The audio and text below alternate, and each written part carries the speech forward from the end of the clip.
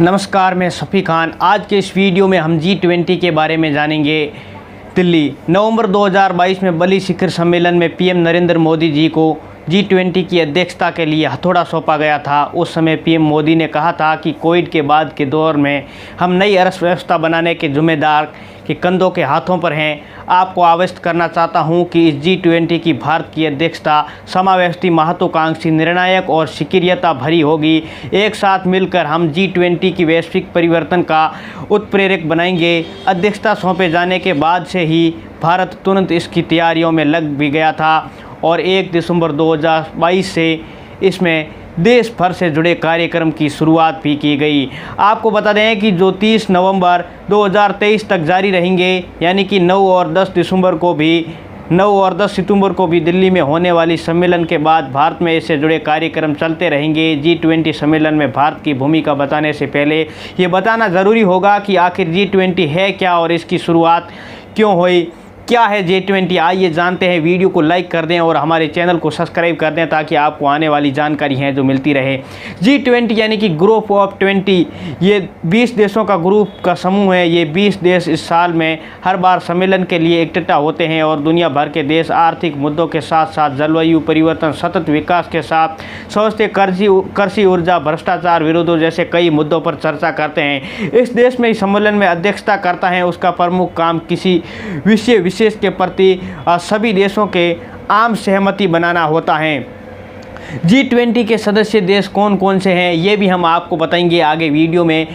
और G20 में 19 देश हैं। पहला Bharat, Argentina, Australia, Brazil, Canada, चीन, Germany, Indonesia, Italy, Japan, Korea गणराज्य, मैक्सिको, रूस, सऊदी अरब, दक्षिणी अफ्रीका, तुर्की, यूनाइटेड किंगडम और संयुक्त राज्य अमेरिका और यूनाइटेड संघ शामिल हैं।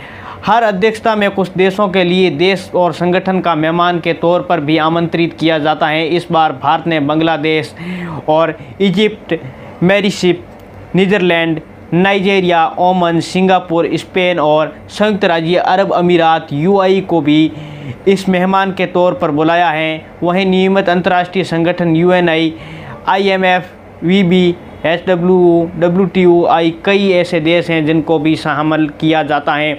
आपको बता दें कि इसके अलावा G20 के अध्यक्षता की भारत की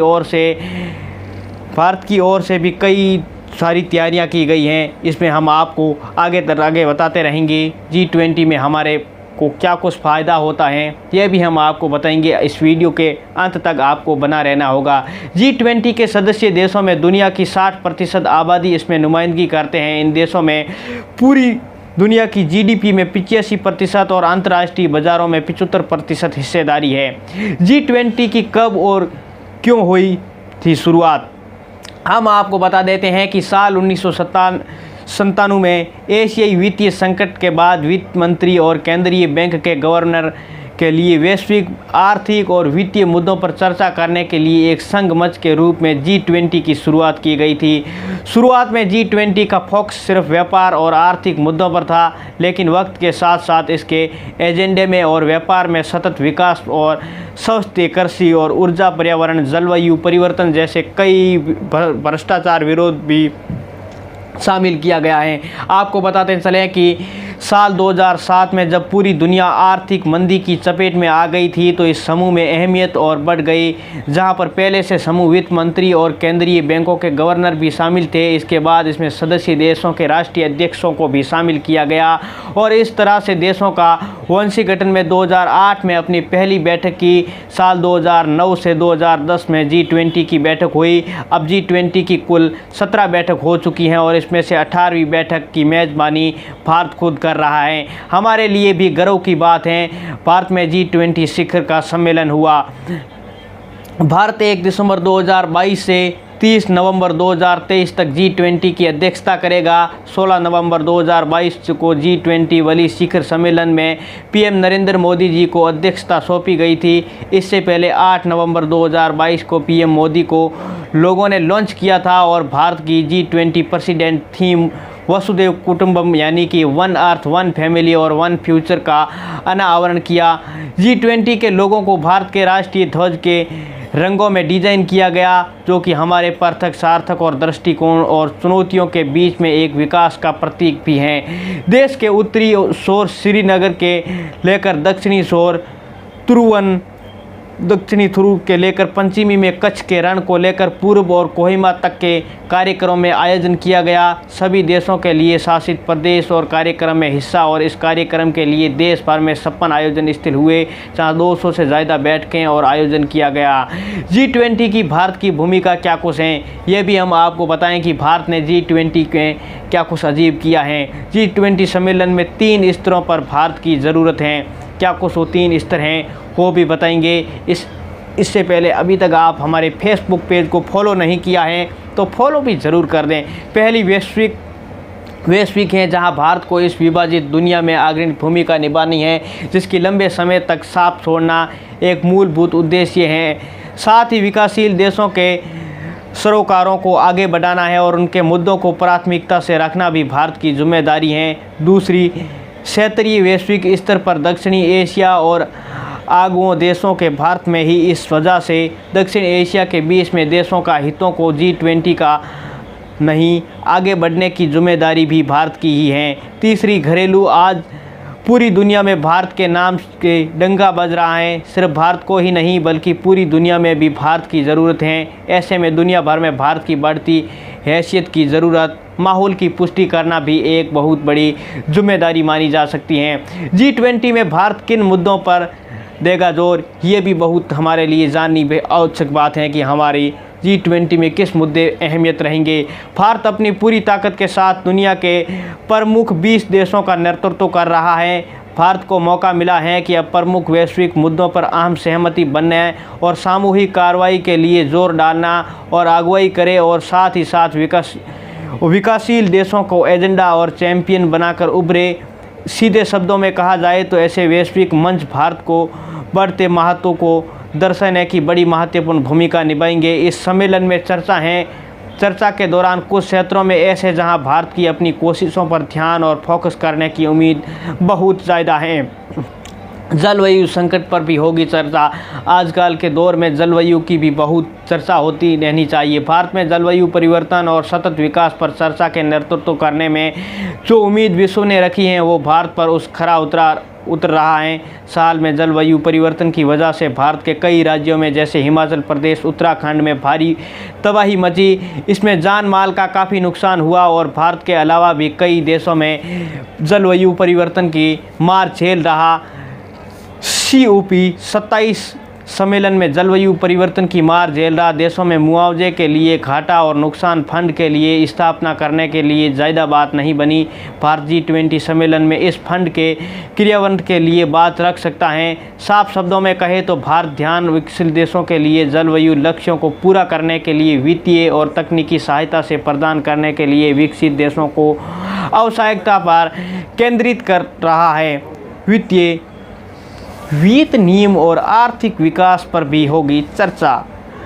भारत दुनिया के लिए एक देश और एक से ज़्यादा बाज़ार में जहां अपनी दुकान लगाने की बाकी देशों में होड़ मची हुई है। इसी के साथ नतीजा है कि भारत सबसे तेज़ी से बढ़ती अर्थव्यवस्था और भारत के लिए विकास को बढ़ावा देने के लिए हर वर्ष के आर्थिक सुधार और एक श्रृंखला लागू की है। दुनिया के सभी देशों को कोई इसका फ़ायदा मिल रहा है, तो इसके लिए भारत वित्तीय विनियम के क्षेत्र में सदस्य देशों के बीच आर्थिक समन्वय और जोर दे रहा है कि आर्थिक विकास को कैसे बढ़ावा दे। डिजिटल फसलें को भी कम करना। दुनिया की आधी से ज़्यादा आबादी पास डिजिटल सुविधाएं नहीं है और डिजिटल अर्थव्यवस्था में एक प्रमुख खिलाड़ी हैं, जो सम्मेलन में भारत में टेक्नोलॉजी और डिजिटल अर्थव्यवस्था के क्षेत्र में सदस्य देशों के बीच में आर्थिक सहायता पर जोर देने की उम्मीद है। भारत JAM जन आधार मोबाइल के जरिए अपने समावेशी डिजिटल क्रांति के विशेष का लाभ भी दूसरों को दे सकता है, यानी कि UPI पेमेंट सिस्टम इसका एक बेहतरीन उदाहरण है। इसके साथ ही साथ हम आपको बता देते हैं कि भारत G20 से क्या होगा फ़ायदा। यानी कि भारत में G20 की अध्यक्षता तो करता है, लेकिन कई सारे ऐसे भी खबरें निकल कर आ रही हैं कि फ़ायदा नहीं होता। यानी कि चीन की हरकतों से आप समझ सकते हैं। भारत को आज़ाद हुए 77 साल हो चुके हैं। इस दौरान देश ने कई उपलब्धियां हासिल की हैं। आज के कई क्षेत्रों में टॉप 5 में से, कई टॉप 3 में से, कुछ जगहों पर टॉप हैं। इसके बावजूद भी भारत के विकासशील देशों में गिना जाता है। इसके लिए G20 एक ऐसा फोरम है जहाँ पर भारत अपनी श्रेष्ठता और बेहतर ढंग से बता सकता है। पीएम मोदी का भी ये लक्ष्य है कि जब देश की आबादी 100 साल का मना रहा होगा, तब 2047 में भारत एक विकसित राष्ट्र होगा। और दुनिया को बताने की ज़रूरत है कि भारत दुनिया का वैश्विक नेता बनने के लिए पूरी तरह से तैयार है। भारत ने समय समय पर दिखाया है कि विकसित देश उन्नत और संसाधनों के बावजूद वे मुकाम हासिल नहीं कर पाते जो भारत ने अपने सीमित साधनों के साथ ही कर लिया है। चाहे मंगल ग्रह हो या चाहे कोई भी कोविड जैसी महामारी, 140 करोड़ देशवासियों की सभी रक्षा करना हो, या फिर चंद्रयान 3 के मामले में भारत और बेहतर दुनिया को बाकी देशों की अगर भारत की मिलकर काम करेंगे तो मानव समाज की उन्नति और पृथ्वी संरक्षण के प्रयास तेज़ी से होंगे। और हो सकता है कि G20 भी भारत के उद्देश्य यही है कि G20 का अध्यक्षता थीम भी वासुदेव कुटुंबम या एक पृथ्वी या एक कुटुंबन की भविष्य है। कांग्रेस नेता राहुल गांधी ने केंद्र सरकार पर G20 शिखर सम्मेलन के दौरान लोगों को छुपाने का आरोप लगाया है। उन्होंने सोशल मीडिया प्लेटफॉर्म X पर पोस्ट किया है कि भारत सरकार हमें लोगों को जानवरों को छिपा रही है। हमारे मेहमानों के सामने भारत की सच्चाई छिपाने की कोई ज़रूरत नहीं है।